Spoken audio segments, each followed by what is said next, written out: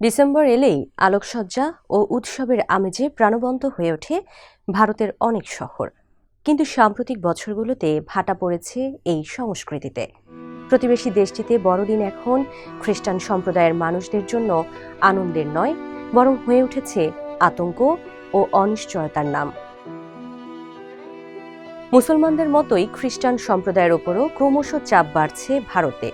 বিভিন্ন রাজ্যে উগ্র হিন্দুত্ববাদী রাজনৈতিক ও সামাজিক প্রভাবের কারণে তাদের ধর্মীয় স্বাধীনতা এখন হুমকির মুখে।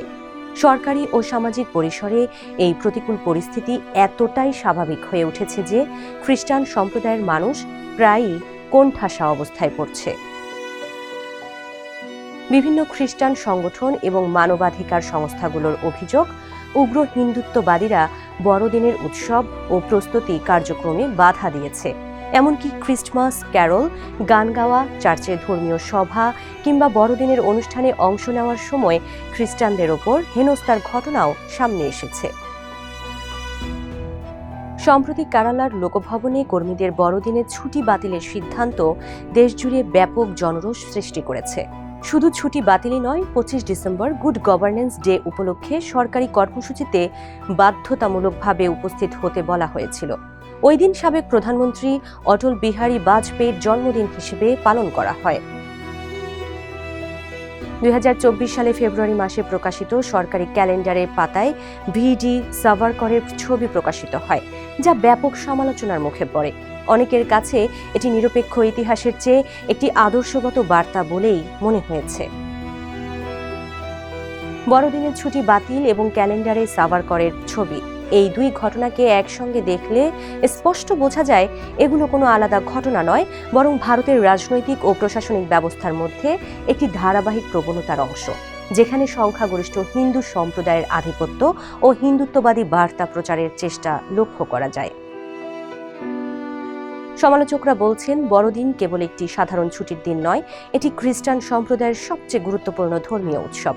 সেই দিনে বাধ্যতামূলকভাবে সরকারি কর্মসূচিতে উপস্থিত থাকার নির্দেশ, বিশেষ করে এমন একটি প্রতিষ্ঠানে যা উল্লেখযোগ্য খ্রিস্টান জনসংখ্যার রাজ্যকে প্রতিনিধিত্ব করে, নিরপেক্ষতার চেয়ে সংখ্যাগরিষ্ঠের আধিপত্য জাহির করার বার্তাই দেয়।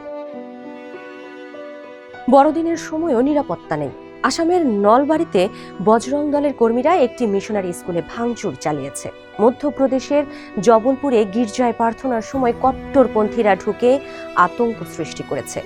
রাজস্থানের শ্রী গঙ্গানগরে শিক্ষা বিভাগ নির্দেশ দিয়েছে, কোনো স্কুল শিশুদের সান্টা ক্লজ সাজাতে বাধ্য করতে পারবে না। দিল্লির লাজপত নগরে বড়দিনে টুপি পরা নারীদের ওপর হেনস্থার ভিডিও সামাজিক মাধ্যমে ছড়িয়ে পড়ে, যা পরবর্তীতে ব্যাপক ক্ষোভের জন্ম দেয়। এছাড়া ছত্তিশগড়ের রায়পুরে ম্যাগনেটো মলে লাঠি সোটা নিয়ে একদল লোক বড়দিনের সাজসজ্জা গুড়িয়ে দেয়। রেল স্টেশন ও গণপরিবহন কেন্দ্রে খ্রিস্টান সন্ন্যাসিনী ও যাজকদের জোরপূর্বক ধর্মান্তরের অভিযোগে আটক করা হয়, যদিও অধিকাংশ ক্ষেত্রেই এর পক্ষে কোনো প্রমাণ পাওয়া যায়নি।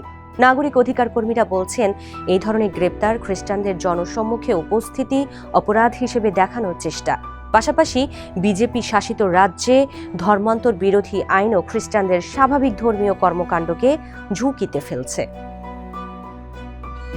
ইভাঞ্জেলিক্যাল ফেলোশিপ অব ইন্ডিয়ার প্রতিবেদন অনুযায়ী খ্রিস্টানদের ওপর সহিংসতার ঘটনা 2023 সালের 601 থেকে 2024 সালে বেড়ে অন্তত 830-এ পৌঁছেছে। সবচেয়ে বেশি হামলার খবর আসে উত্তরপ্রদেশ থেকে, এরপর ছত্তিশগড়, রাজস্থান, পাঞ্জাব ও হরিয়ানা। নাগরিক অধিকার কর্মীদের মতে, এসব রাজ্যে উগ্র হিন্দুত্ববাদী মতাদর্শ প্রশাসন, পুলিশ ও রাজনৈতিক সংগঠনের মধ্যে ঢুকে পড়ছে।